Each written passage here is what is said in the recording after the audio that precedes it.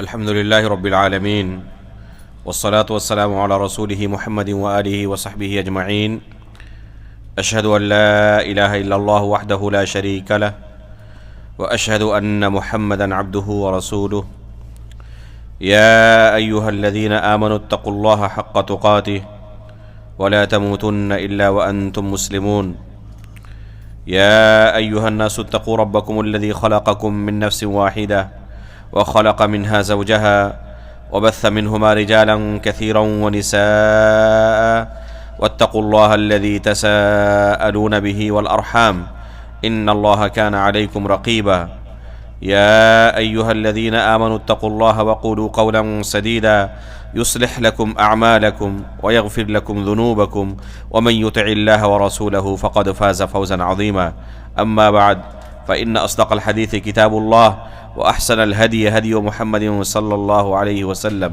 وشر الأمور محدثاتها وكل محدثة بدعة وكل بدعة ضلالة وكل ضلالة في النار.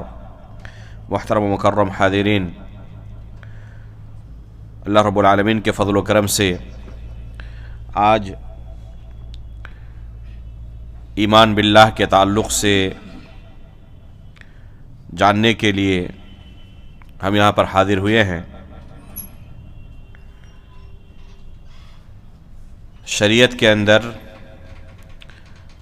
تمام مسائل کا جاننا اور سیکھنا ایک درجے میں نہیں ہے. بہت سارے مسائل ایسے ہیں جو دین کے بنیادی مسائل کی حیثیت رکھتے ہیں، جن کا جاننا ہر مسلمان کے لیے ضروری ہے. اور بہت سارے مسائل ایسے ہیں کہ ایک عام مسلمان اگر ان مسائل کی معرفت نہیں رکھتا، علماء اکرام کو ہی ان مسائل کا علم ہو، تو اس سے فرض کفایہ ادا ہو جاتا ہے. آج جس موضوع کا انتخاب کیا گیا ہے اس درس کے لیے، اس کا شمار پہلی نوعیت سے ہے. یعنی یہ اتنا اہم مسئلہ ہے کہ جس کا جاننا ہر مسلمان کے لیے ضروری ہے. اللہ رب العالمین ہمارا خالق ہے، وہی ہماری عبادت کا مستحق ہے. لہذا تمام علوم میں سب سے شریف اور سب سے افضل علم وہ ہے جس کا تعلق اللہ رب العالمین کی معرفت سے ہے. اسی وجہ سے ایک انسان کی جب زندگی ختم ہوتی ہے اور برزخ کی زندگی شروع ہوتی ہے، قبر کے اندر سب سے پہلا جو اسے سوال کیا جاتا ہے اسی اللہ رب العالمین کے متعلق پوچھا جاتا ہے، من ربک، تمہارا رب کون تھا. اسی سے اس بات کا اندازہ لگایا جا سکتا ہے کہ اللہ رب العالمین کی معرفت کتنی اہم ہے، ضروری ہے. اللہ رب العالمین کے متعلق اگر ہمیں جاننا ہو تو اس کا بس ایک ہی طریقہ ہے کہ اس کے لیے کتاب و سنت کی طرف رجوع کیا جائے. کتاب و سنت کے اندر اللہ رب العالمین کے متعلق صحیح معلومات تفصیل کے ساتھ موجود ہیں. ان نصوص کے معانی کو اسی طریقے سے سمجھنے کی ضرورت ہے جس طریقے سے اللہ کے رسول نے صحابہ کے سامنے ان نصوص کی وضاحت کی تھی، صحابہ اکرام کو جو تعلیم دی تھی، اور پھر انہوں نے آنے والی نسل کو جو سکھایا، وہی فہم، وہی سمجھ معتبر ہے. اس کے علاوہ کوئی بھی سمجھ معتبر نہیں ہے. یہاں پر اس درس کے لیے ایک متن کا انتخاب کیا گیا ہے جسے ابھی حال ہی میں نے ترتیب دی ہے اور ابھی یہ طباعت کے مرحلے میں داخل ہونے والا ہے. اس سے پہلے ہی اللہ رب العالمین کے خصوصی فضل و کرم سے ہم یہاں اس مسجد میں اس متن کی شرح کے لیے حاضر ہوئے ہیں. اللہ رب العالمین سے ہم دعا کرتے ہیں کہ اللہ رب العالمین اس مجلس کو مبارک بنائے اور جس اہم مقصد کے لیے ہم حاضر ہوئے ہیں اس میں ہمیں کامیاب بنائے۔ اس متن کے ترتیب میں کوشش کی گئی ہے کہ اللہ رب العالمین کے متعلق تمام معلومات جمع ہو جائیں، اور اللہ رب العالمین کے متعلق خود قرآن کریم کے اندر خود اس نے جو بیان کیا ہے، اور رسول اللہ صلی اللہ علیہ وسلم نے اپنی احادیث کے اندر بیان کیا ہے، اور سلف صالحین نے اللہ رب العالمین پر ایمان کے تعلق سے جو عقیدہ بیان کیا ہے، مختصر سے مختصر الفاظ میں ان تمام چیزوں کو بیان کر دیا جائے۔ چنانچہ یہاں پر جن الفاظ کا انتخاب کیا گیا ہے، آپ اگر غور کریں تو پائیں گے کہ ہر لفظ کے پیچھے قرآن کی یا صحیح حدیث کی کوئی دلیل موجود ہے۔ ان نصوص کو سامنے رکھتے ہوئے انتہائی مختصر الفاظ میں صرف چند صفحات میں اللہ رب العالمین کے متعلق ایک مومن کا کیا عقیدہ ہونا چاہیے اسے بیان کرنے کی کوشش کی گئی ہے۔ اس لیے انشاءاللہ ہم اس متن کے ایک ایک لفظ پر غور کریں گے، اور اس کے متعلق جو دلیل موجود ہے کتاب اللہ کے اندر، سنت رسول کے اندر یا سلف صالحین کے نصوص میں، ان کی روشنی میں اللہ رب العالمین کی معرفت حاصل کرنے کی کوشش کریں گے۔ چنانچہ سب سے پہلے بسم اللہ اور حمد و صلات کے ساتھ اس متن کا آغاز کیا گیا ہے۔ بسم اللہ الرحمن الرحیم، الحمد للہ رب العالمین، والصلاة والسلام علی رسولہ محمد وآلہ وصحبہ اجمعین، اشہد ان لا الہ الا اللہ وحدہ لا شریک لہ واشہد ان محمدا عبدہ ورسولہ، اما بعد۔ اس کے بعد فَاعْلَمْ رحمك اللہ ان اہل السنة والجماعة يعتقدون بوجود اللہ تعالی وانه هو الرب الخالق المالك الرازق المدبر لا الہ الا هو الرحمن الرحیم۔ اس حمد و صلات کے بعد، اس خطبہ مسنونہ کے بعد، اہل سنت والجماعت کا اللہ رب العالمین پر ایمان کے متعلق جو مجمل عقیدہ ہے اسے ان 2.5 سطروں کے اندر خلاصے کے طور پر بیان کر دیا گیا۔ یہ پہلا پیراگراف جو ہے، فَاعْلَمْ رَحِمَكَ اللَّهُ أَنَّ أَهْلَ السُّنَّةِ وَالْجَمَاعَةِ یہاں سے لے کر لا الہ الا ہو یہاں تک گویا کہ اس پورے متن کا یہ مقدمہ ہے۔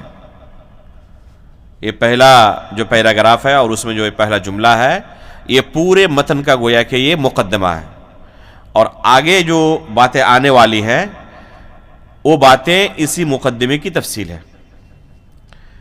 چنانچہ علماء اہل حدیث اللہ رب العالمین پر ایمان کے واجبی مقدار کو بیان کرتے ہوئے کہتے ہیں کہ اللہ رب العالمین پر ایمان لانے کا واجبی مقدار یہ ہے کہ ایک بندے کے پاس اللہ رب العالمین کے متعلق 4 چیزوں کا علم رہے، 4 چیزوں کی معرفت رہے۔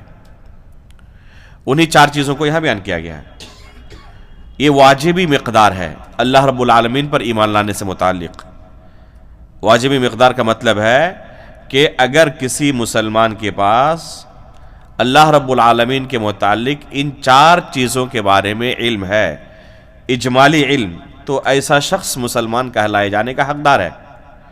اور اگر ان 4 چیزوں میں سے کسی چیز کا اس کے پاس علم نہ رہے، اسے اللہ رب العالمین کے متعلق سوال کیا جائے اور کہے کہ مجھے اس کے بارے میں کوئی علم نہیں، تو ایسا شخص مسلمان نہیں رہ سکتا، دار اسلام سے خارج ہو جائے گا۔ یہ واجبی مقدار ہے ایمان باللہ کے متعلق۔ کم از کم 4 چیزوں کا اسے علم ہونا چاہیے اجمالی طور پر۔ وہ 4 چیزیں کیا ہیں؟ پہلی چیز ہے کہ اللہ رب العالمین موجود ہے۔ پہلی چیز ہے کہ اللہ رب العالمین موجود ہے، اللہ کے وجود کا انکار نہ کرے، اللہ کے وجود کا اقرار کرے۔ دوسری چیز ہے کہ وہی ہمارا رب ہے، اور تیسری چیز ہے کہ وہی عبادت کا مستحق بھی ہے، اور چوتھی اور آخری چیز ہے کہ اس کے بہت سارے پیارے پیارے نام ہیں، اس کی صفات ہیں، ان کا اقرار کیا جائے۔ یہ 4 بنیادی چیزیں ہیں۔ اگر کوئی بندہ ان چاروں میں سے کسی ایک چیز کا انکار کر دے تو ایسا شخص دائرہ اسلام سے خارج ہو جائے گا۔ اب ان چاروں بنیاد کی تفصیل آگے آئے گی، یہ مقدمے کے طور پر اس عبارت کو یہاں پر رکھا گیا ہے تاکہ ہر مسلمان کو کم از کم ایمان باللہ کے متعلق اتنا علم ہو جائے جس سے وہ مسلمان باقی رہ سکے۔ اگر کوئی اللہ رب العالمین کے متعلق اس قدر غفلت کا شکار ہے کہ اس بنیادی عقیدے کے بھی وہ حامل نہیں، تو ایسا شخص مسلمان نہیں ہو سکتا۔ ایسا شخص اس بنیادی علم سے عاری ہونے کی وجہ سے دائرہ اسلام سے خارج ہو جائے گا۔ اب اس کی تفصیل انشاءاللہ آگے آئے گی۔ اس کے بعد کہا گیا اللہ رب العالمین کے بارے میں جب لا الہ الا ہو کہا تو آگے الرحمن الرحیم کا لفظ بڑھایا گیا قرآن کی اتباع کرتے ہوئے، کیونکہ اللہ رب العالمین نے خود جب سورہ بقرہ کے اندر لا الہ الا اللہ کہا تو آگے لا الہ الا ہوا الرحمن الرحیم کا لفظ استعمال کیا۔ چنانچہ اگر دیکھا جائے کہ اللہ رب العالمین کے جو اسماء ہے، نام ہے، لفظ اللہ کے بعد اگر کوئی دوسرا نام سب سے زیادہ اللہ تعالیٰ نے قرآن کریم میں استعمال کیا ہے تو وہ یہی 2 نام ہے، الرحمن اور الرحیم۔ چنانچہ بسم اللہ کے اندر بھی اللہ رب العالمین نے اپنے انہی دونوں ناموں کا انتخاب کیا، بسم اللہ الرحمن الرحیم، جو کہ رحمت سے مشتق ہے۔ اس کے بعد اسماء حسنہ کے تعلق سے ایک قاعدے کا ذکر کیا گیا، وہ ہے لہ الاسماء الحسنى والصفات العلی، کہ اللہ رب العالمین کے بہت سارے پیارے پیارے نام ہیں اور بہت ساری صفات ہیں جو عالی مرتبت ہیں۔ یہ ایک قاعدہ کلیہ ہے اللہ رب العالمین کے ناموں کے متعلق، اور یہ قاعدہ خود قرآن کریم کی ایک آیت سے مستنبت ہے۔ اللہ رب العالمین کا ارشاد ہے قرآن کریم کے اندر وَلِلَّهِ الْأَسْمَاءُ الْحُسْنَى فَادْعُوهُ بِهَا، کہ اللہ رب العالمین کے پیارے پیارے نام ہیں، ان ناموں کے واسطے سے تم اللہ تعالیٰ کو پکارو۔ تو اس آیت کے اندر اللہ رب العالمین نے اس قاعدے کا ذکر فرمایا ہے کہ اللہ رب العالمین کے بہت سارے نام ہیں اور وہ نام کیسے ہیں؟ حسنہ ہیں، پیارے ہیں۔ تو اللہ رب العالمین کا کوئی بھی نام ہو اس کے اندر یہ چیز موجود ہونی ضروری ہے کہ اس کے اندر حسن ہو۔ اگر وہ حسن سے خالی ہے تو اللہ کا نام نہیں ہو سکتا۔ چنانچہ بہت سارے ایسے الفاظ جو اللہ تعالیٰ نے قرآن کریم کے اندر اپنے لیے بیان کیا ہے یا رسول اللہ صلی اللہ علیہ وسلم نے اللہ رب العالمین کے لیے بیان کیا ہے، تو علماء نے انہیں اسماء حسنہ میں سے شمار نہیں کیا ہے اسی آیت کی روشنی میں، کیونکہ وہ حسنہ نہیں ہے۔ اور اللہ تعالیٰ نے کہا وَلِلَّهِ الْأَسْمَاءُ الْحُسْنَى، کہ اللہ کے جو بھی نام ہوں گے یہ حسن سے پر ہوں گے، وہ پیارے ہوں گے۔ چنانچہ حدیث میں آتا ہے اللہ رب العالمین کے متعلق انا الدہر، کہ میں زمانہ ہوں۔ اس دہر کے اندر کوئی حسن نہیں ہے، اس وجہ سے الدہر کو اللہ کے ناموں میں سے علماء نے شمار نہیں کیا ہے۔ تو اس طریقے سے بہت سارے ایسے الفاظ جو اللہ رب العالمین کے لیے وارد ہیں صحیح احادیث کے اندر یا قرآن کریم کے اندر، تو ان کو اللہ رب العالمین کے ناموں میں سے علماء نے شمار نہیں کیا ہے، کیونکہ اللہ رب العالمین نے خود یہ قاعدہ ہمیں سکھایا ہے وَلِلَّهِ الْأَسْمَاءُ الْحُسْنَى، کہ اللہ کے جو بھی نام ہوں گے وہ حسنہ ہوں گے، پیارے ہوں گے۔ اسی وجہ سے یمکر اللہ، قرآن کے اندر اللہ رب العالمین کی صفت آئی ہے وَيَمْكُرُونَ وَيَمْكُرُ اللَّهُ۔ تو یہاں سے کوئی اگر کہے کہ ماکر اللہ کا نام ہم تیار ہی کریں گے، اس کی اجازت نہیں ہے، کیونکہ اس کے اندر حسن نہیں ہے، خوبی نہیں ہے۔ اسی طرح بہت سارے الفاظ ایسے ہوتے ہیں جو ذو معنیین ہوتے ہیں، یعنی اس کے اندر خوبی بھی ہے اور خلل بھی ہے، کمی بھی ہے، تو یہ اللہ رب العالمین کے نام نہیں ہو سکتے. تو یہاں یہ قاعدہ کلیہ کے طور پر استعمال کیا گیا ہے، لہ الاسماء الحسنی والصفات العلی. اس کے بعد ایک مشہور حدیث ہے جس کی روشنی میں آگے کی باتیں ہم سنیں گے، اور یہ حدیث اس باب کے تحت اصل کی حیثیت رکھتی ہے.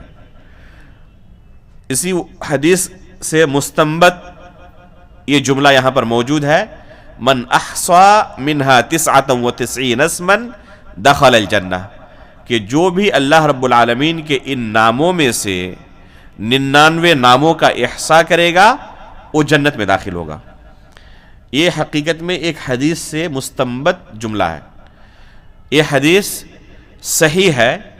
اللہ کے رسول صلی اللہ علیہ وسلم کا ارشاد ہے، ان للہ عز وجل 99 اسما 100 الا واحدہ من احصاها دخل الجنہ. رسول اللہ صلی اللہ علیہ وسلم فرماتے ہیں کہ اللہ رب العالمین کے 99 نام ہیں، 100 سے ایک کم، تاکید کرتے ہوئے کہا 100 الا واحدہ، 100 سے ایک کم یعنی 99.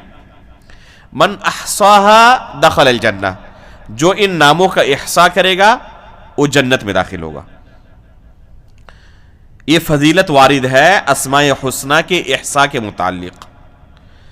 سب سے پہلی چیز اس حدیث کی روشنی میں ہمیں یہ جاننا چاہیے کہ کیا اللہ رب العالمین کے صرف 99 نام ہیں یا اس سے زیادہ ہیں. چنانچہ اہل سنت والجماعت کا اس بارے میں عقیدہ یہ ہے کہ اللہ رب العالمین کے نام بے شمار ہیں، صرف 99 نہیں. چنانچہ یہی علماء اہل سنت کا موقف رہا ہے، اور اس بارے میں جو اختلاف ہے وہ شاذ قسم کا اختلاف ہے. چنانچہ ابن حزم رحمہ اللہ وغیرہ نے کہا ہے، اور بعض علماء متقدمین میں سے بعض علماء کا قول ہے کہ اللہ رب العالمین کے نام محدود ہیں، بے شمار نہیں ہے، غیر محدود نہیں ہے. لیکن جو جمہور سلف کا قول ہے اس بارے میں وہ یہ ہے کہ اللہ رب العالمین کے نام بے شمار ہیں. ان کے ناموں کی صحیح تعداد کا علم صرف اللہ رب العالمین کو ہی ہے، اس کے علاوہ کوئی نہیں جانتا کہ اللہ رب العالمین کے کتنے نام ہیں.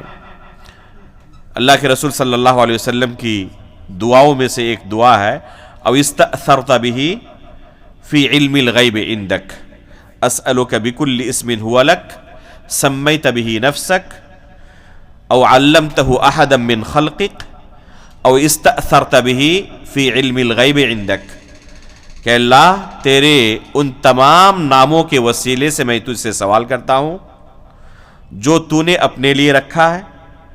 اللہ کے رسول دعا کر رہے ہیں اللہ رب العالمین کے سامنے، کیا کہتے ہوئے؟ اسألک بکل اسم هو لک سمیت به نفسک، اے اللہ ان تمام ناموں کے وسیلے سے میں تجھ سے سوال کرتا ہوں جو تو نے اپنے لیے رکھے ہیں. یہ بیان نہیں کیا کہ وہ نام کتنے ہیں، آگے اور وضاحت اس کی ہے. اس کے بعد کیا کہا؟ او علمتہ احدا من خلقک، یا اپنے مخلوقات میں سے کسی کو تو نے اس کی تعلیم دی ہوئی ہے کہ میرے یہ نام ہے. او استأثرت به فی علم الغیب عندک، یا وہ نام بھی جو تو نے علم غیب کے اندر اپنے لیے خاص کر کے رکھا، یعنی کسی کو نہیں بتایا ہے. تو ظاہر سی بات ہے کہ جو نام ایسے ہیں جو اللہ تعالیٰ نے اپنے لیے خاص کر رکھے ہیں، کسی مخلوق کو بتایا ہی نہیں ہے، تو وہ محدود نہیں ہو سکتے، وہ بے شمار ہیں. اسی وجہ سے جمہور سلف کا یہی موقف ہے اللہ رب العالمین کے ناموں کی تعداد کے سلسلے میں کہ اللہ کے نام بے شمار ہیں، ان کی تعداد کا صحیح علم صرف اللہ رب العالمین کو ہے، اس کے علاوہ کسی کو نہیں ہے. ان بے شمار ناموں میں سے اگر کوئی شخص 99 ناموں کا احصاء کرے تو وہ جنت میں داخل ہوگا. یہ 99 نام کہاں ملیں گے؟ ان 99 نام کتاب و سنت کے اندر ہمیں ملیں گے، کیونکہ اللہ رب العالمین کے نام توقیفی ہیں. اللہ رب العالمین کے نام توقیفی، قاعدہ کلیہ ہے. کہ اللہ رب العالمین کے جتنے نام ہیں یہ توقیفی ہے. توقیفی کا مطلب یہ ہے کہ ہم اپنی طرف سے اللہ کے لیے کوئی نام گڑھ نہیں سکتے. ہمیں لگا کہ یہ نام بہت پیارا ہے، یہ اللہ کا ہونا چاہیے نام، اجازت اس کی نہیں ہے کہ تم اپنی طرف سے کسی نام کو اچھا سمجھو اور اسے اللہ رب العالمین کا نام قرار دو. بلکہ خود اللہ تعالیٰ نے اپنا جو نام بیان کیا ہے قرآن کریم کے اندر، یا رسول اللہ صلی اللہ علیہ وسلم نے اللہ کا کوئی نام بیان کیا ہے، بس وہی نام اللہ کے ہم پکار سکتے ہیں، اللہ رب العالمین کے لیے ثابت کر سکتے ہیں. ان کے علاوہ اپنی طرف سے چاہے ہمارے عقل کے اندر وہ کتنا ہی اچھا کیوں نہ ہو، اسے اللہ رب العالمین کا نام ہم ثابت نہیں کر سکتے. یہ معنی ہے توقیفی کا. تو اس بارے میں اہل سنت والجماعت کا عقیدہ یہ ہے کہ اللہ تعالیٰ کے جتنے نام ہیں وہ توقیفی ہیں. اس لیے اگر کوئی شخص اللہ رب العالمین کا کوئی نام قرار دینا چاہے کہ یہ بھی اللہ کا نام ہے، تو ہم اس سے دلیل طلب کریں گے کہ ہمیں اس نام کی آپ کتاب و سنت سے دلیل فراہم کر دیں. اگر وہ دلیل پیش کر سکتے ہیں تو ٹھیک ہے، اگر دلیل پیش نہ کر سکیں تو ہم اسے نام تسلیم نہیں کر سکتے. گرچہ اللہ رب العالمین کے لیے اس لفظ کا استعمال کرنا درست ہی کیوں نہ ہو، لیکن نام تو نہیں. یہ توقیفی ہے. مثال کے طور پر ابھی اوپر بیان کیا گیا کہ اللہ رب العالمین کے متعلق 4 چیزیں بنیادی ہیں جن کا علم ہر مسلمان کو ہونا چاہیے، ہر شخص کو ہونا چاہیے. ان میں سے پہلا کیا ہے کہ اللہ رب العالمین موجود ہے. یہ موجود اللہ تعالیٰ کا کوئی نام نہیں ہے، لیکن اللہ تعالیٰ کے لیے اس لفظ کا استعمال بالکل درست ہے، کوئی حرج نہیں ہے. جب ہم اللہ رب العالمین کے لیے لفظ موجود کا استعمال کرتے ہیں تو بطور نام استعمال نہیں کرتے، بطور خبر استعمال کرتے ہیں.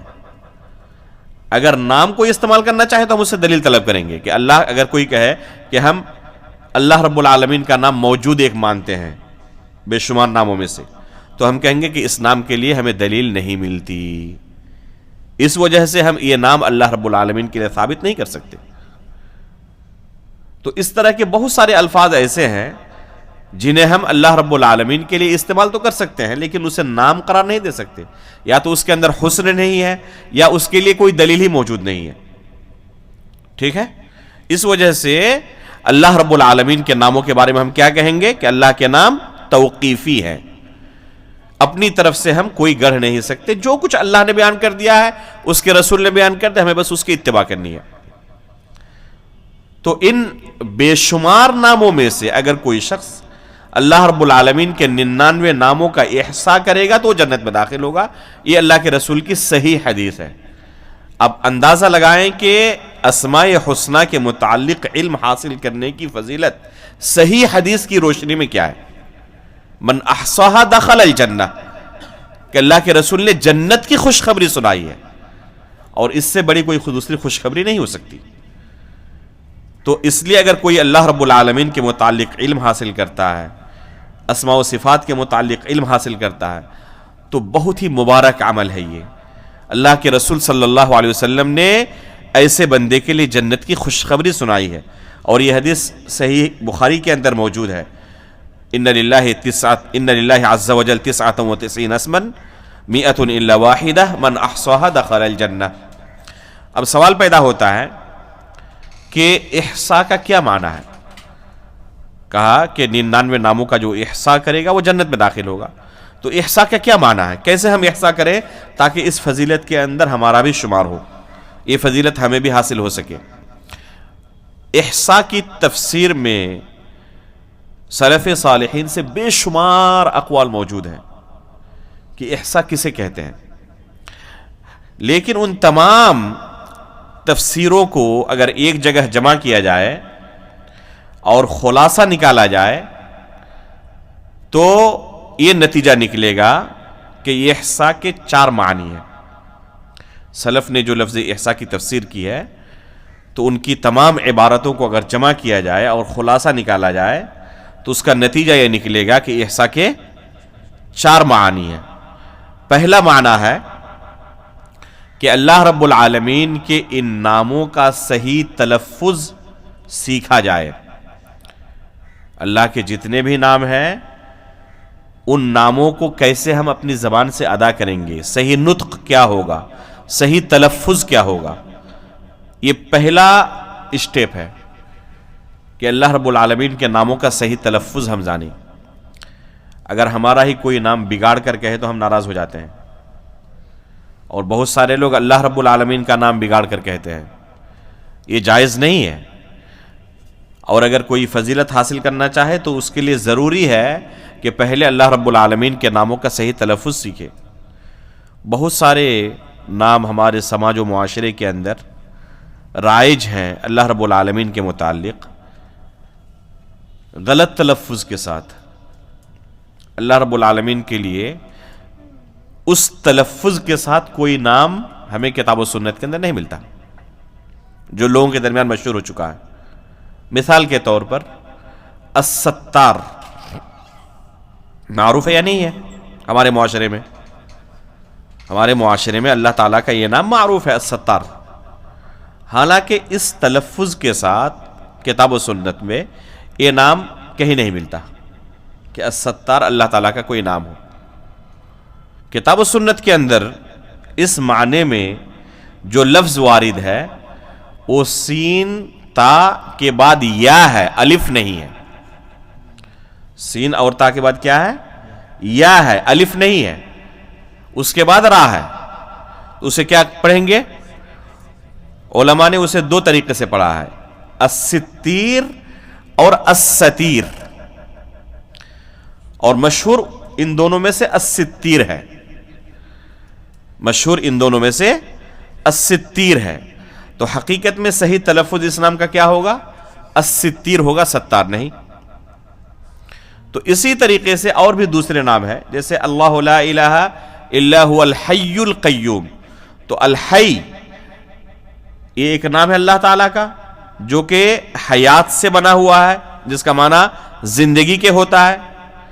اسی سے ملتا جلتا ایک دوسرا تلفظ ہے ایک دوسرے نام کا، وہ ہے الحیون۔ حیون، ہا کے بعد یا ہے اور اس میں کسرہ ہے، زیر ہے، اور اس کے بعد پھر یا ہے تشدید کے ساتھ، حیون۔ وہ حیون ہے اور یہ حیون ہے، تو دونوں کے نطق کے اندر، تلفظ کے اندر فرق ہے، اور معنی کے اعتبار سے بھی بہت زیادہ فرق ہے۔ یہ بنا ہے حیا سے، شرم و حیا کرنا، کہ اللہ رب العالمین شرم و حیا کرنے والا ہے، حیون کا معنی۔ اور حیون کا معنی اللہ رب العالمین ہمیشہ زندہ رہنے والا ہے، اسے موت نہیں آنے والی۔ تو دونوں الگ الگ لفظ ہے، الگ الگ معنی ہے، نطق بھی الگ الگ ہے، تلفظ بھی الگ الگ ہے۔ تو احصاء کے معنی میں پہلا معنی کیا ہے کہ ایک بندہ اللہ رب العالمین کے ان ناموں کا صحیح تلفظ پہلے سیکھے، یہ پہلا اسٹیپ ہے۔ دوسرا اسٹیپ ہے کہ اللہ رب العالمین کے جتنے نام ہیں ان ناموں کے معنی سے وہ واقف ہو کہ اس نام کا کیا معنی ہے۔ اور یہ اہل سنت والجماعت کے بنیادی عقائد میں سے ہے کہ اللہ رب العالمین کے نام ذو معنی ہیں، یہ بنیادی عقائد میں سے ہے کہ اللہ رب العالمین کے نام کیا ہے؟ ذو معنی ہے، یعنی ہر نام کا کوئی نہ کوئی معنی ہے۔ کوئی بھی نام اللہ تعالیٰ کا ایسا نہیں ہے جس کا کوئی معنی نہ ہو۔ اسی لیے اہل سنت والجماعت اللہ رب العالمین کے ناموں کے متعلق یہ قاعدہ بیان کرتے ہیں کہ اسماء اللہ عز وجل اعلام و اوصاف، اسماء اللہ عز وجل اعلام و اوصاف، کہ اللہ رب العالمین کے جتنے نام ہیں وہ دو چیزوں پر دلالت کرتے ہیں۔ پہلی چیز کیا ہے کہ وہ اللہ رب العالمین کے لیے علم ہے، اور دوسری چیز اللہ رب العالمین اس صفت سے متصف ہے جو اس نام کے اندر موجود ہے۔ جیسے اللہ تعالیٰ کا ایک نام ہے العلیم، تو ہم کہیں گے کہ علیم اللہ کا نام ہوا، یہ اللہ کے لیے علم ہے، اور ساتھ میں ہم یہ بھی عقیدہ رکھتے ہیں کہ اس نام کے اندر جو معنی ہے اللہ رب العالمین اس معنی سے متصف ہے۔ اللہ تعالیٰ کے اندر یہ معنی پایا جاتا ہے. چنانچہ اللہ رب العالمین کو ہم علم کی صفت سے متصف مانتے ہیں. السمیع اللہ کا نام ہے، البصیر اللہ کا نام ہے. تو اللہ رب العالمین کو ہم اس صفت سے متصف مانتے ہیں کہ اللہ تعالیٰ دیکھنے کی صفت سے، سننے کی صفت سے متصف ہے. یہ خوارج و معتزلہ اور جہمیہ وغیرہ گمراہ فرقوں کا عقیدہ ہے کہ اللہ رب العالمین کے ان ناموں کے معنی نہیں ہے. چنانچہ وہ اللہ رب العالمین کو علیم اگر تسلیم کر بھی لیں لیکن یہ تسلیم نہیں کرتے کہ وہ علم کی صفت سے متصف ہے. چنانچہ کہتے ہیں علیم بلا علم، سمیع بلا سمع، کہ وہ علیم تو ہے لیکن علم کی صفت سے متصف نہیں. نعوذ باللہ من ذالک. تو ہمارا عقیدہ کیا ہے کہ اسماء اللہ عز وجل اعلام و اوصاف، اللہ کے جتنے نام ہیں سب اعلام بھی ہے، اوصاف بھی ہیں. جتنے نام ہیں سب ذو معنی ہے، اس کے اندر کوئی معنی موجود ہے اور اللہ رب العالمین کے لیے اس معنی کو ہم ثابت کرتے ہیں. تو ان ناموں کے معانی کے بارے میں ہمیں جاننا بھی ضروری ہے.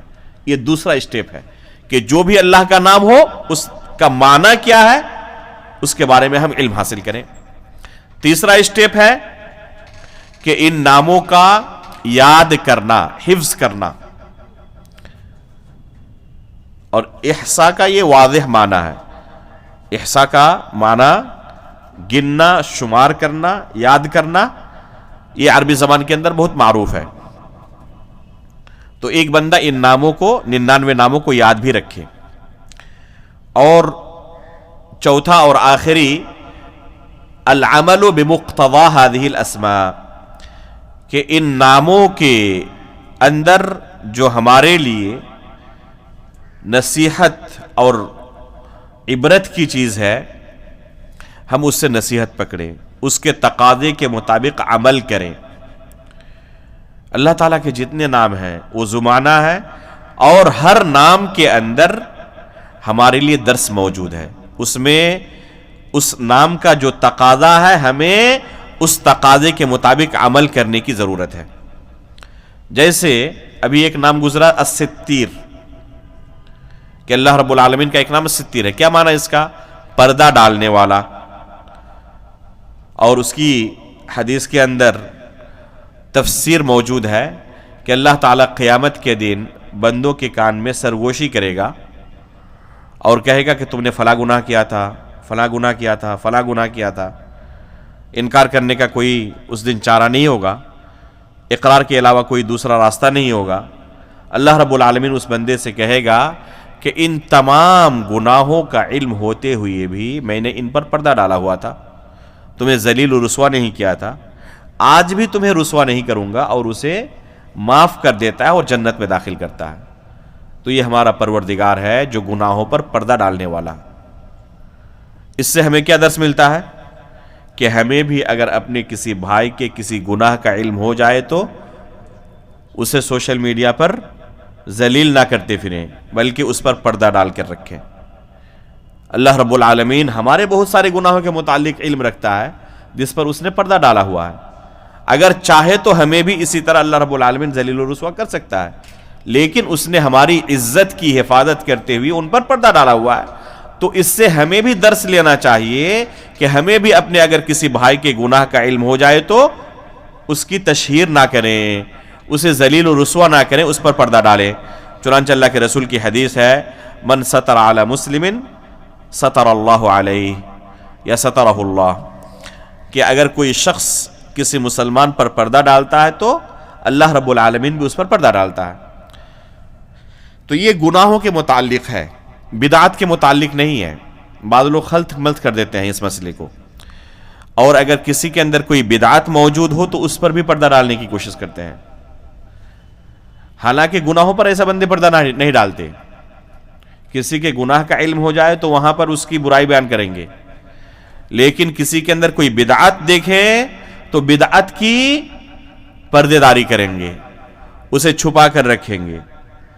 حالانکہ بالکل ان کا معاملہ کتاب و سنت کے برعکس ہوتا ہے. کسی کے گناہ کے بارے میں کوئی پتہ چل جائے تو یہاں پر ہمیں پردہ ڈالنا چاہیے، لیکن اگر کسی کی بدعت معاشرے کے اندر پھیل رہی ہو اور لوگ اس سے متاثر ہو رہے ہوں اور گمراہ ہو رہے ہوں، تو یہاں پر پردہ ڈالنا نہیں ہے، بلکہ اس کی بدعت سے لوگوں کو آگاہ کرنا ہے تاکہ لوگ اس سے دور رہیں اور اپنے دین و ایمان کی حفاظت کریں۔ تو یہ ہے حکم پردہ ڈالنے کا بھی جو معاملہ ہے۔ تو یہاں پر بھی اگر مصلحت کا تقاضا ہو کہیں پر کہ اس کے اس برائی کا ذکر کسی خاص شخص کے سامنے کیا جائے تو وہاں پر اس کی اجازت بھی ہے۔ مثلا اگر کوئی مظلوم ہو اور عدالت کے اندر اپنے کسی ظالم کے خلاف کیس کرے، تو اگر اس کی برائی کو بیان نہیں کرے گا تو اسے انصاف نہیں ملے گا، تو یہاں پر اس کے لیے اجازت ہے۔ لا يحب اللہ الجہر بالسوء من القول الا من ظلم، کہ اگر کوئی مظلوم ہے تو وہ پھر ظالم کی برائی کو بیان کر سکتا ہے، لیکن سب کے سامنے نہیں، جہاں پر انصاف کی امید ہو اس شخص کے سامنے، جج کے سامنے یا کسی ایسے شخص کے سامنے جس سے انصاف کی امید ہو۔ یا کوئی آپ سے مشورہ طلب کرنے کے لیے آئے کہ میں اپنی بیٹی کی شادی کرنا چاہتا ہوں فلاں شخص سے، آپ کے وہ دوست ہیں، آپ اس سے بہت قریب ہیں، تو اس کے بارے میں بتائیں۔ آپ کو پورا علم تھا کہ وہ نشیڑی ہے، اس کے باوجود آپ نے پردہ ڈالا کہ ایک مسلمان کے گناہوں پر پردہ ڈالنا چاہیے، اور اس کو بتایا نہیں، اس نے اپنی بیٹی کی شادی کر دی، اس کی زندگی تباہ ہو گئی۔ تو یہاں پر پردہ ڈالنا نہیں ہے، یہاں پر اس بھائی کو بیان کرنا ضروری ہے جو آپ سے مشورہ طلب کرنے کے لیے آیا تھا۔ خود اللہ کے رسول سے جب مشورہ طلب کیا گیا شادی کے متعلق خاتون نے، تو اللہ کے رسول نے جو کچھ جانتے تھے بیان کیا اس خاتون کے سامنے۔ تو اس سے ہمیں درس کیا ملا الستیر سے، کہ جس طرح اللہ تعالی ہمارے گناہوں پر پردہ ڈالا ہوا ہے، ہمیں بھی دوسرے کے گناہوں پر پردہ ڈالنا چاہیے۔ تو اسی طریقے سے دوسرے نام ہے العفو، جیسے اللہ کا نام ہے معاف کرنے والا، تو ہمیں بھی چاہیے کہ ہم بھی معاف کر دیں۔ ہم چاہتے ہیں کہ اللہ تعالی ہمارے گناہوں کو معاف کر دے، لیکن ہمارے متعلق اگر کسی نے کوئی تشدد کیا تو اسے معاف نہیں کرنا چاہتے، صرف انتقام ہی لینا چاہتے ہیں، حالانکہ ہم چاہتے ہیں اللہ رب العالمین سے کہ اللہ تعالیٰ انتقام نہ لے۔ تو اللہ رب العالمین کے ان ناموں سے ہمیں درس حاصل کرنے کی ضرورت ہے، ان کے تقاضوں کے مطابق عمل کرنے کی ضرورت ہے۔ اگر کوئی بندہ ان چاروں اسٹیپ کو اپنی عملی زندگی کے اندر نافذ کرتا ہے تو اس کے لیے فضیلت ہے من احصاها دخل الجنہ، کہ اگر کوئی شخص اللہ رب العالمین کے 99 ناموں کا اس طرح احصاء کرے تو ایسا بندہ جنت میں داخل ہوگا۔ یہ مقدمہ جان لینے کے بعد اب اللہ رب العالمین کے بارے میں ہم جانیں گے، سیکھیں گے، تو ایک شوق پیدا ہوگا کہ ہم بھی اس فضیلت کے اندر داخل ہوں گے تاکہ ہم بھی جنت کے مستحق بن سکیں۔ اب اس کے بعد جو سب سے پہلے مقدمے کے اندر بیان کیا گیا تھا کہ اللہ رب العالمین کے ناموں کے متعلق، اللہ رب العالمین کے اوپر ایمان کے متعلق ہمیں کم از کم 4 چیزوں کا علم ہونا چاہیے، جن میں سے پہلی چیز کیا تھی کہ اللہ رب العالمین موجود ہے۔ اس میں رد ہے لبرلز پر، ملحدین پر، جو اللہ رب العالمین کی وجود کو ہی تسلیم نہیں کرتے، کہتے ہیں کہ دنیا ایسے ہی پیدا ہو گئی ہے، ایسے ہی ہر چیز چل رہی ہے، کوئی خالق نہیں ہے، اللہ رب العالمین کا وجود نہیں ہے۔ کیوں؟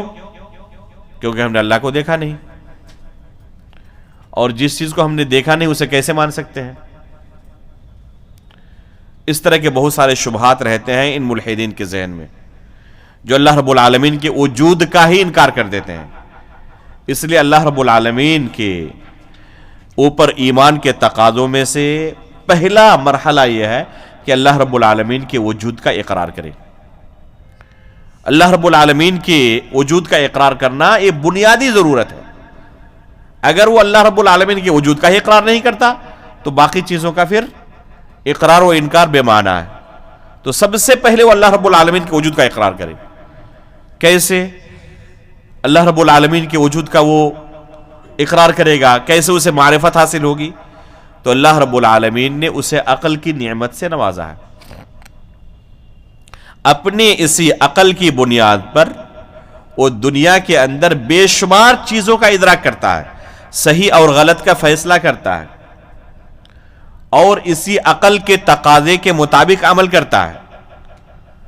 کسی لبرل کو، کسی ملحد کو آپ نے یہ نہیں دیکھا ہوگا کہ وہ اپنے بستر پہ پیشاب و پاخانہ کرتا ہے اور بھوک لگتی ہے تب بھی نہیں کھاتا ہے، ایسا ہوتا ہے کبھی؟ وہ ایسا نہیں کرتا. اپنی دنیاوی ضروریات جو ہیں ان ضروریات کو پورا کرنے کے لیے، بلکہ بھوک لگی ہو تو سب سے افضل کھانا کھانے کی وہ کوشش کرتا ہے، صاف صفائی کا انتہائی اہتمام کرتا ہے، کرنا بھی چاہیے. تو اگر وہ اقرار ہی نہیں کرتا اللہ رب العالمین کا اور ان تمام چیزوں کے نتائج کا، تو دنیاوی زندگی کے اندر بھی اسی قاعدے کے تحت سے زندگی گزارنی چاہیے، لیکن نہیں گزاریں گے. وہ وہاں پر پھر منفعت اور نقصان کو دیکھ کر فیصلہ کریں گے کہ اس سے ہمیں فائدہ مل سکتا ہے، اس سے ہمیں نقصان مل سکتا ہے. اس وجہ سے وہ عقل کے مطابق کیا کرتے ہیں؟ فیصلے لیتے ہیں. تو اسی عقل کے مطابق اللہ رب العالمین کے متعلق فیصلہ کیوں نہیں لیتے؟ اپنے عقل سے پوچھے کہ کیا حقیقت میں اللہ رب العالمین کے وجود کا انکار کرنا عقل کے مطابق ہے؟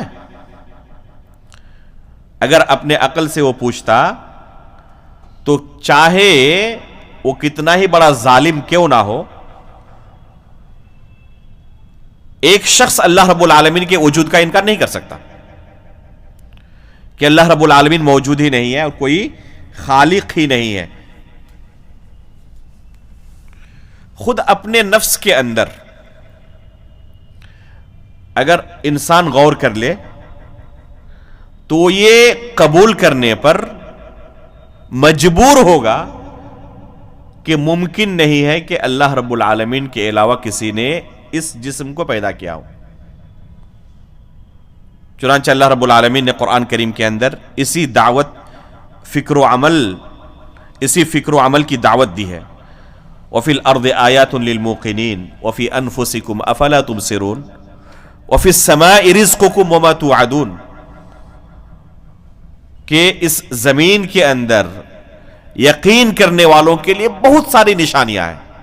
وَفِي أَنفُسِكُمْ أَفَلَا تُبْصِرُونَ، اور اے لوگو کیا تم اپنے نفس کے اندر بھی غور نہیں کرتے؟ تو انسان اگر اپنے نفس پر غور کر لے تو اللہ رب العالمین کے وجود کا اقرار کرنے کے علاوہ اس کے پاس کوئی چارہ نہیں ہوگا.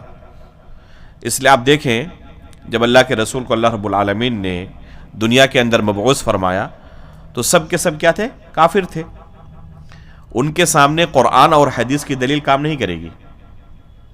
کون سی دلیلیں کام کریں گی؟ جو عقل سے ریلیٹڈ ہو، جو ان کے عقل کو مجبور کر دے فیصلہ کرنے پر کہ اللہ رب العالمین ہمارا خالق ہے.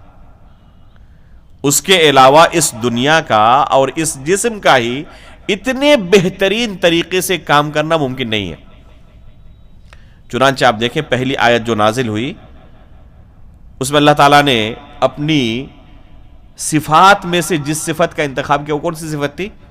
تخلیق کی صفت. اقرأ بسم ربک الذی خلق. کیوں؟ کیونکہ یہ عقلی دلیل ہے. اللہ رب العالمین نے ایک انسان کو عقل کی نعمت سے نوازا ہے، اسی عقل کی بنا پر وہ فیصلہ کرنے پر مجبور ہو جائے گا کہ ہمارا خالق اللہ رب العالمین ہے، اس کے علاوہ کوئی دوسرا خالق نہیں ہو سکتا.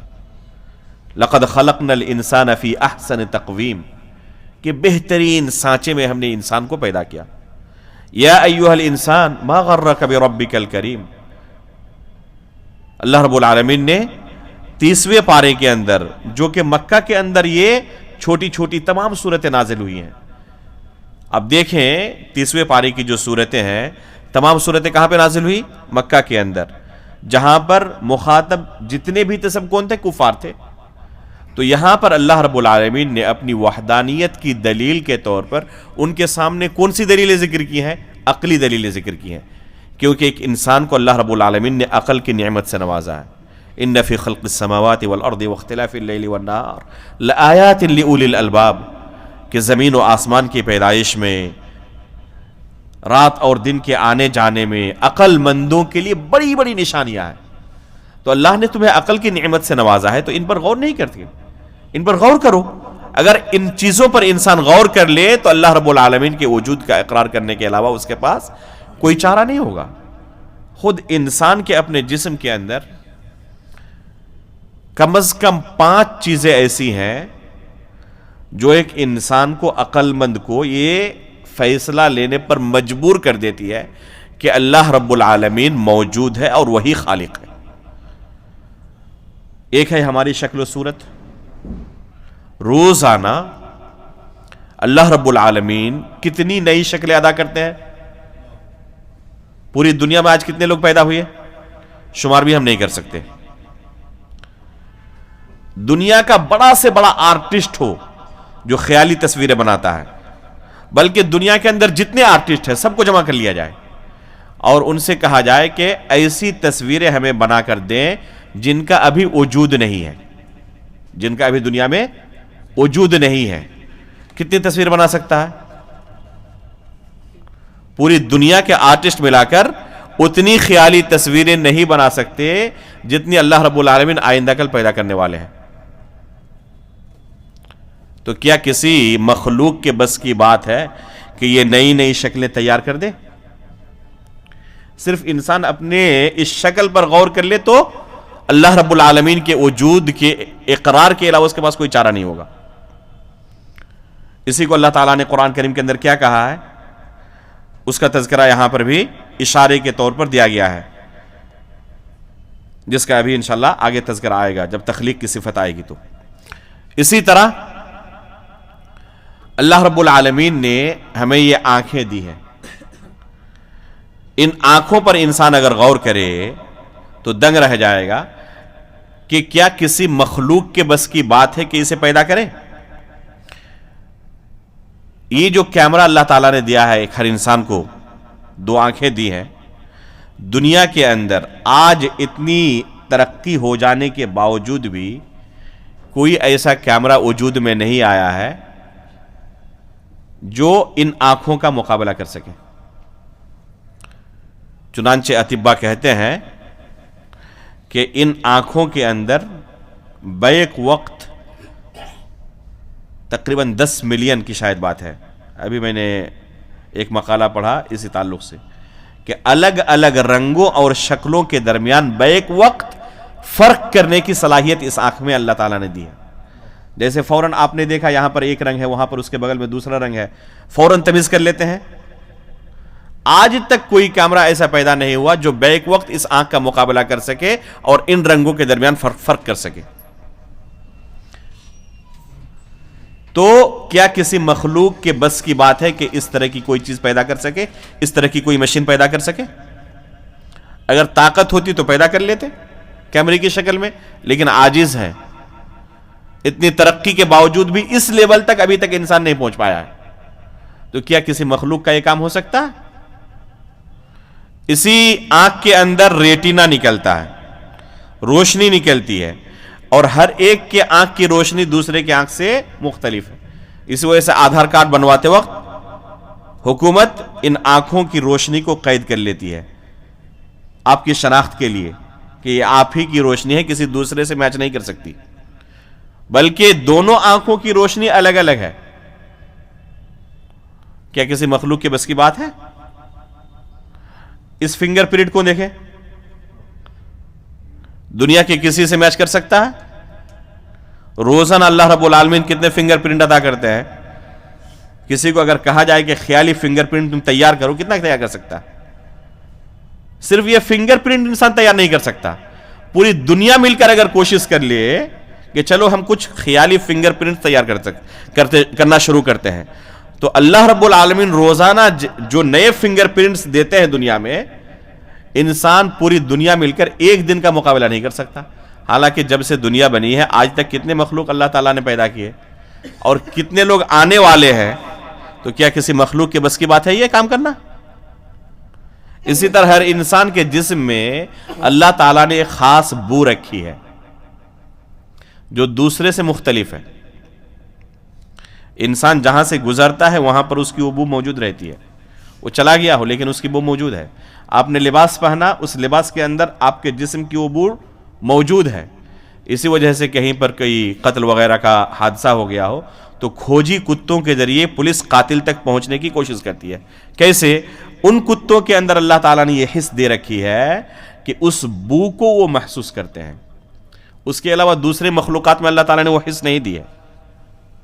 تو اگر قاتل کا گزر بھی ہوا ہو تو کتے پہنچ کر بتا دیتے ہیں کہ یہاں سے فلاں شخص گزرا تھا، اس کی بو وہاں پر موجود ہے۔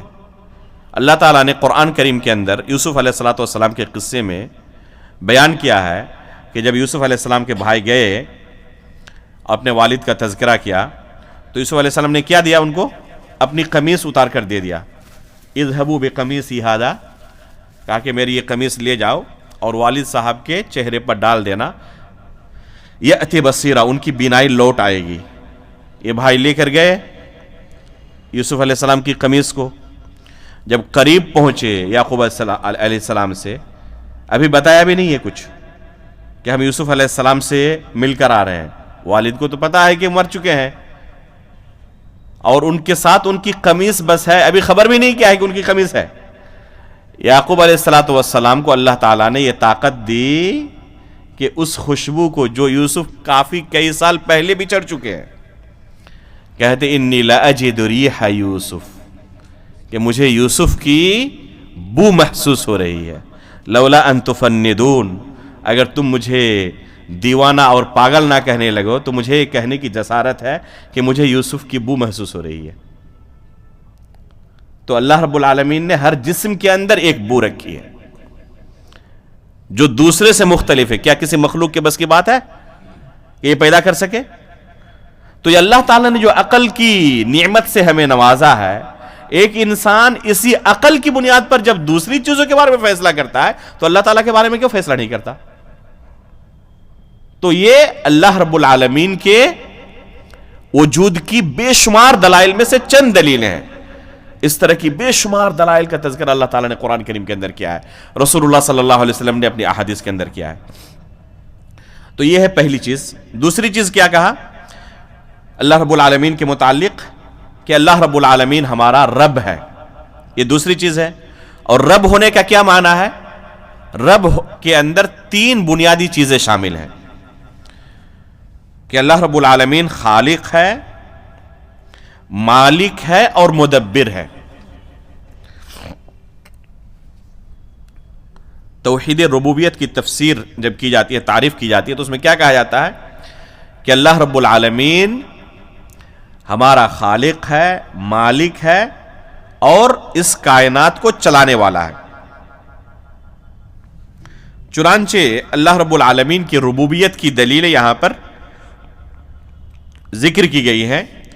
خلق الماء والعرش والقلم وكتب به مقادير الخلائق وخلق السماوات والأرض في 6 أيام ورفع السماوات بغير عمد ترونها ويمسكها أن تقع على الأرض إلا بإذنه وسخر الشمس والقمر كل يجري لأجل مسمى يدبر الأمر يفصل الآيات۔ یہاں پر جتنے کلمات ہیں، ہر کلمے کو یا تو اللہ کے رسول کی حدیث سے یا قرآن کی آیت سے اخذ کیا گیا ہے۔ سب سے پہلا جملہ جو بیان کیا گیا، خلق الماء والعرش والقلم، کہ اللہ رب العالمین ہمارا رب ہے، اس کی دلیل یہ ہے کہ وہ تخلیق کی صفت سے متصف ہے۔ اقرأ بسم ربک الذی خلق، اس رب کے نام سے پڑھو جس نے پیدا کیا۔ اور اللہ رب العالمین کی مخلوقات میں سب سے پہلی مخلوق کیا ہے؟ قلم۔ کوئی دوسرا قول ہے کسی کا؟ جی بتائیں۔ پانی۔ اور کسی کا کوئی دوسرا؟ قلم اور پانی، دو قول آیا سامنے۔ اور بتائیں کوئی؟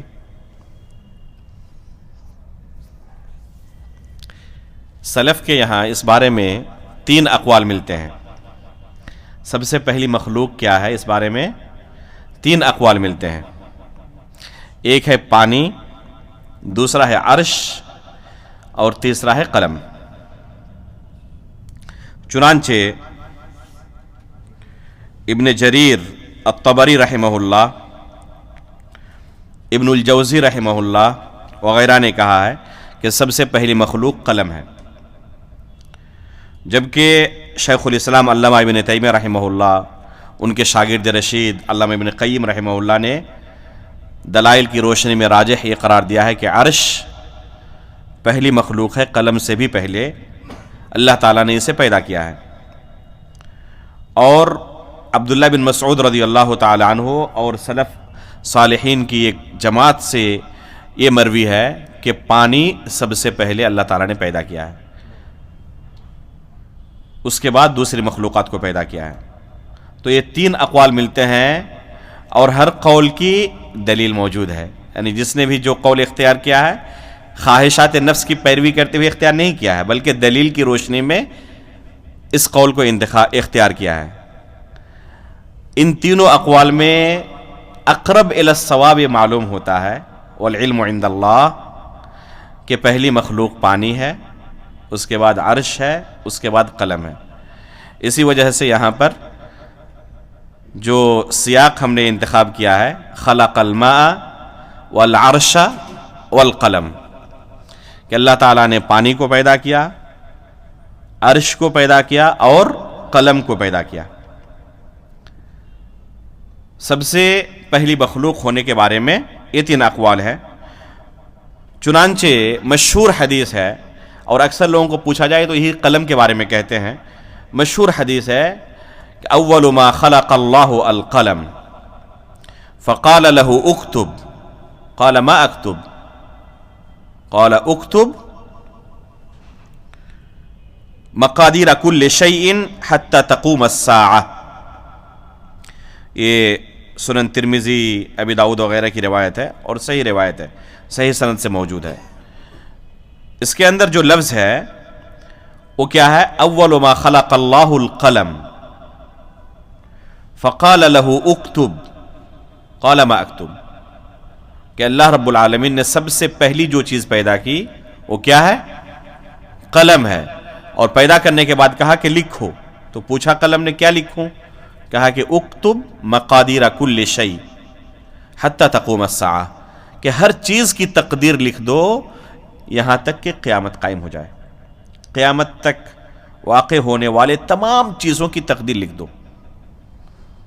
تو یہ حدیث دلیل ہے ان لوگوں کی جو کہتے ہیں کہ سب سے پہلی مخلوق قلم ہے۔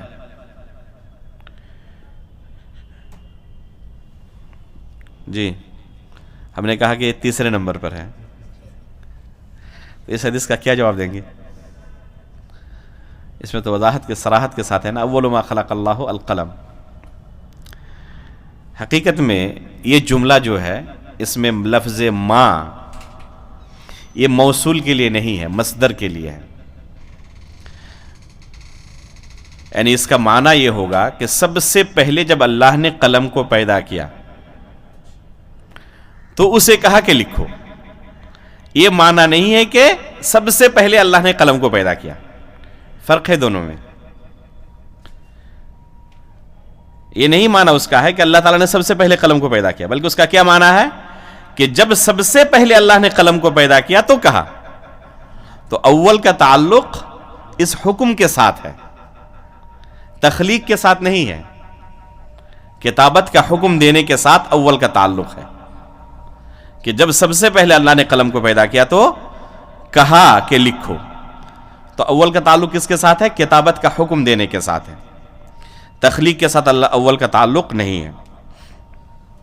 چنانچہ قلم سے پہلے عرش کو اللہ نے پیدا کیا ہے، دوسری دلیل سے ہمیں بالکل وضاحت کے ساتھ یہ علم ہوتا ہے۔ چنانچہ صحیح مسلم کی روایت ہے، عبداللہ بن عمرو بن عاص رضی اللہ تعالیٰ عنہ کہتے ہیں کہ اللہ کے رسول کو میں نے کہتے ہوئے سنا، کتب اللہ مقادیر الخلائق قبل ان يخلق السماوات والارض ب50,000 سنہ۔ یہ تقدیر کے باب میں بھی حدیث آتی ہے اور بہت اہم حدیث ہے کہ اللہ رب العالمین نے مخلوقات کی تقدیر کو زمین و آسمان کی پیدائش سے 50,000 سال پہلے لکھ دیا ہے۔ قال وكان عرشه على الماء، اور اس وقت اللہ رب العالمین کا عرش پانی پر تھا۔ تو اس کا مطلب کہ جب قلم کو پیدا کیا، لکھنے کا حکم دیا، اس وقت اللہ کا عرش موجود تھا پانی پر۔ اس کا مطلب کہ عرش اس سے پہلے اس کا وجود آ چکا تھا، قلم سے پہلے۔ چنانچہ یہی شیخ الاسلام ابن تیمیہ رحمہ اللہ کا موقف ہے، اس حدیث کی روشنی میں انہوں نے اسی موقف کو اختیار کیا ہے، اور علامہ ابن قیم رحمہ اللہ نے قصیدہ نونیہ کے اندر اسی چیز کو بیان کیا ہے۔ والناس مختلفون فی القلم الذی کتب القضاء به من الدیان هل كان قبل العرش هو او بعده قولان عند ابی العلاء الحمدانی والحق ان العرش قبله لأنه عند الكتابة كان ذا ارکان، کہتے والحق ان العرش قبل، صحیح یہ ہے کہ عرش قلم سے پہلے موجود تھا، لأنه عند الكتابة كان ذا ارکان، کیونکہ جب لکھا جا رہا تھا بندوں کی تقدیر کو، مخلوق کی تقدیر کو، اس وقت اللہ رب العالمین کا عرش موجود تھا۔ تو یہ دلیل ہے کہ اللہ رب العالمین کا عرش اس سے پہلے ہے، اور اس سے پہلے پانی ہے، جس کی دلیل موجود ہے کہ اللہ رب العالمین، جیسے اسی میں وَكَانَ عَرْشُهُ عَلَى الْمَاءِ، کہ اللہ کا عرش پانی پر تھا، تو اس سے پانی کا بھی ثبوت ملتا ہے۔ اور عبداللہ بن مسعود رضی اللہ تعالیٰ عنہ اور دیگر سلف صالحین سے اس بارے میں روایتیں موجود ہیں۔ چنانچہ ابو رزین کی روایت ہے، کہتے ہیں کہ میں نے اللہ کے رسول صلی اللہ علیہ وسلم سے پوچھا کہ اللہ کے رسول، جب اللہ تعالیٰ نے اپنی مخلوقات پیدا نہیں کی تھی اس وقت اللہ تعالیٰ کہاں تھے؟ تو کہا کان فی عماء ما تحتہ ہوا وما فوقہ ہوا، کہ اللہ تعالیٰ عما میں تھے، نہ اس کے نیچے ہوا نہ اوپر ہوا۔ وخلق عرشہ علی الماء، اور پھر اللہ تعالیٰ نے پانی پر عرش کو پیدا کیا۔ تو عرش کو پیدا کرنے کی بات آئی پانی کے اوپر، اس کا مطلب کہ پانی اس سے پہلے پیدا اللہ رب العالمین کر چکے تھے۔ حالانکہ یہ صراحت نہیں ہے، بہت سارے علماء نے اس کی یہ توجیہ کی ہے کہ پانی اور عرش دونوں ایک ساتھ پیدا ہوئے ہیں، نہ عرش کو پانی سے پہلے کہہ سکتے ہیں نہ پانی کو عرش سے پہلے کہہ سکتے ہیں۔ بہرحال یہ اختلاف موجود ہے، البتہ قلم سے پہلے عرش یہ راجح ہے، لیکن عرش اور پانی کے درمیان کیا ایک دوسرے کو ترجیح دے سکتے ہیں یا نہیں دے سکتے؟ تو اس بارے میں دو موقف ہے، بعض علماء کہتے ہیں کہ پانی کو پہلے کہا جائے گا، عرش کو اس کے بعد، اور بعض کہتے ہیں نہیں، ایک کو دوسرے پر مقدم نہیں کیا جا سکتا، زیادہ سے زیادہ یہ کہا سکتا ہے کہ دونوں ایک ساتھ پیدا ہوئے ہیں۔ بہرحال ایک علمی مسئلہ ہے یہ۔ تو یہاں پر اسی وجہ سے جو ہم نے سیاق اختیار کیا، خلق الماء والعرش والقلم، اور عرش اللہ رب العالمین کی مخلوقات میں سب سے بڑی مخلوق ہے۔ عرش اللہ کی مخلوقات میں سب سے بڑی مخلوق ہے، اور جب اس کا بھی خالق اللہ ہے تو اللہ تعالیٰ اس سے بڑے ہیں۔ اس لیے ہم کیا کہتے ہیں؟ اللہ اکبر، کہ اللہ رب العالمین سب سے بڑا ہے، کیونکہ اللہ رب العالمین ان تمام مخلوقات کا خالق ہے۔ جب یہ مخلوقات اتنی بڑی ہیں تو جو ان مخلوقات کا خالق ہوگا، ظاہر سی بات ہے کہ وہ ان مخلوقات سے بڑا ہے۔ اور اللہ رب العالمین کا عرش کتنا بڑا ہے؟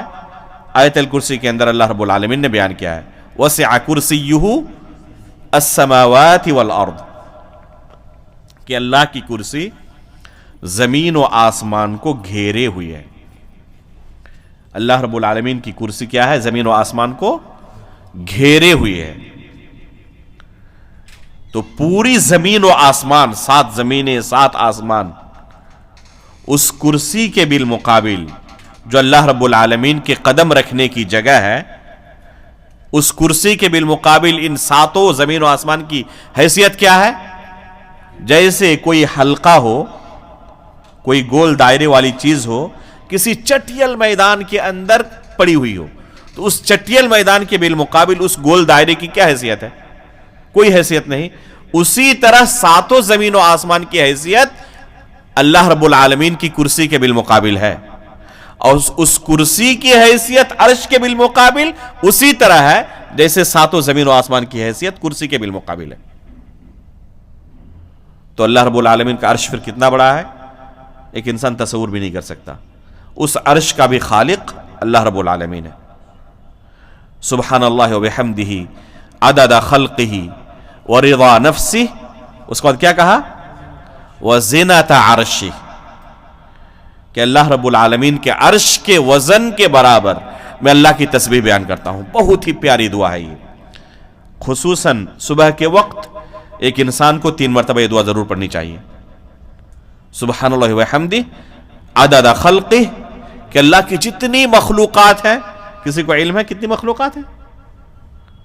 تو دیکھیں کتنی عظیم دعا ہے۔ عدد خلقہ ورضا نفسہ، اور اللہ رب العالمین کی مرضی کے مطابق، وزنۃ عرشہ، اور اس کے عرش کے وزن کے بمقدار، اور اللہ رب العالمین کا عرش سب سے بڑی مخلوق ہے۔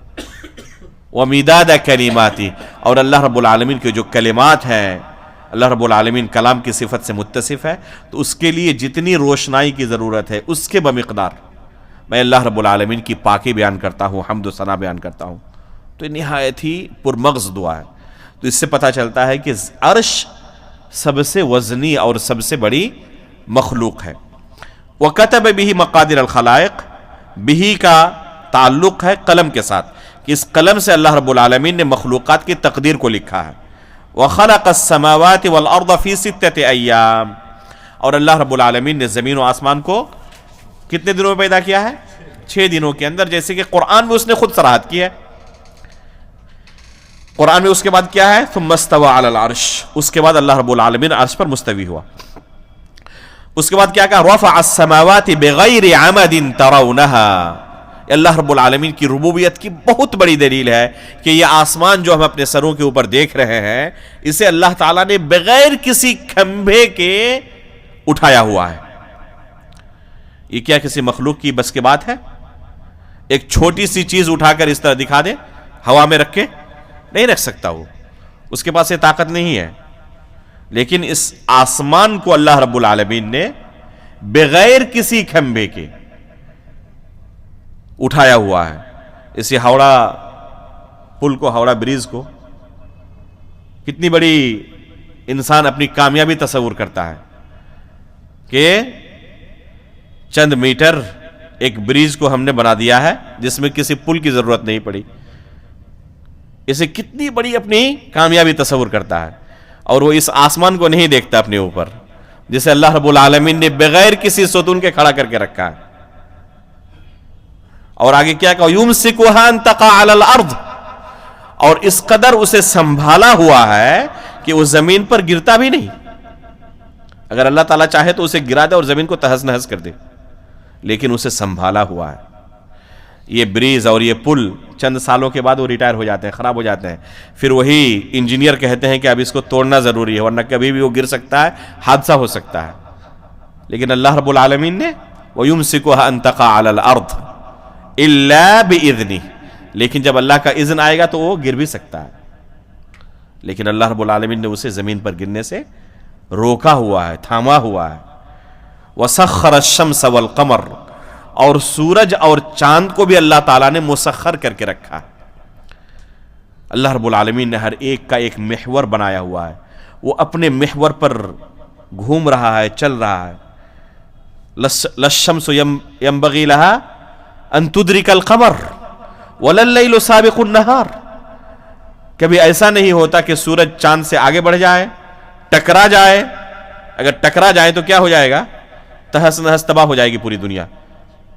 لَلشَّمْسُ يَنبَغِي لَهَا أَن تُدْرِكَ الْقَمَرَ، یہ سورج، یہ زمین، چاند کو اس کو کراس نہیں کر جاتا، اس کے آگے نہیں بڑھ جاتا، اسے پا نہیں لیتا وہ۔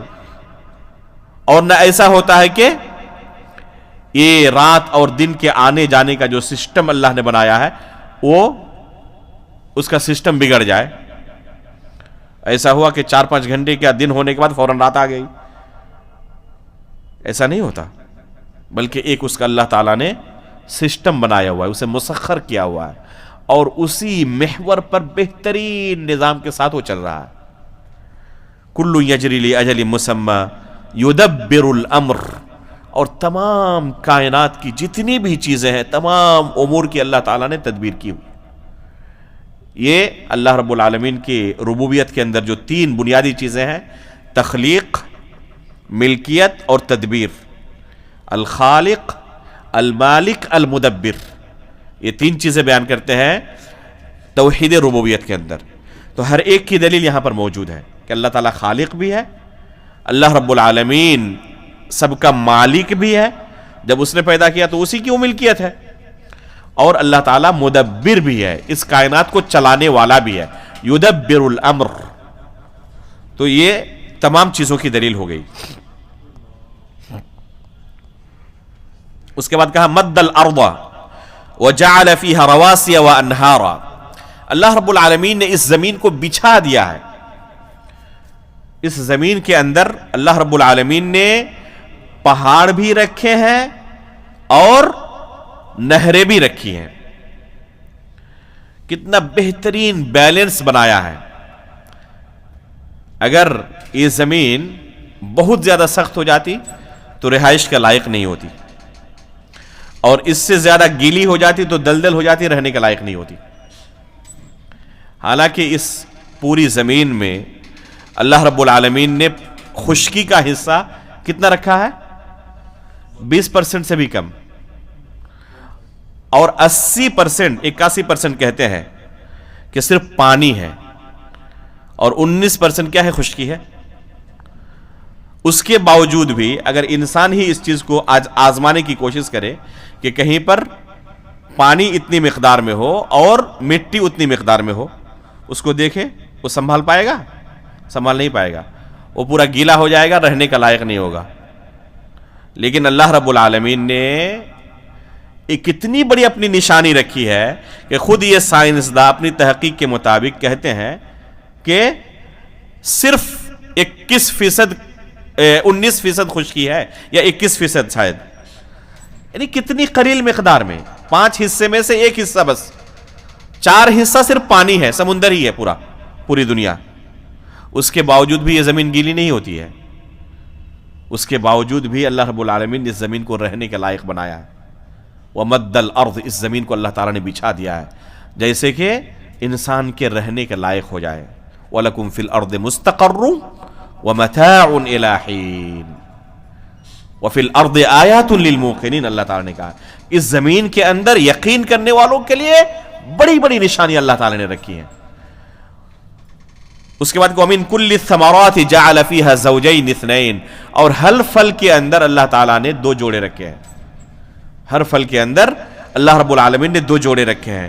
اس کے بعد کہا یغشی اللیل النہار یطلبہ حثیثا, کہ رات دن کو ڈھانپ لیتی ہے اور اسے بہت تیز رفتاری کے ساتھ پا لیتی ہے.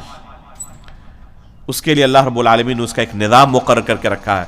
ایسا نہیں ہوتا کہ کبھی رات لمبی ہوتی گئی اور صبح ہی نہیں ہوئی, دن ہی نہیں آیا, یا دن اتنا طویل ہو گیا کہ رات کبھی نہیں آئی, بلکہ اللہ رب العالمین نے اس کا ایک سسٹم بنا کر رکھا ہے.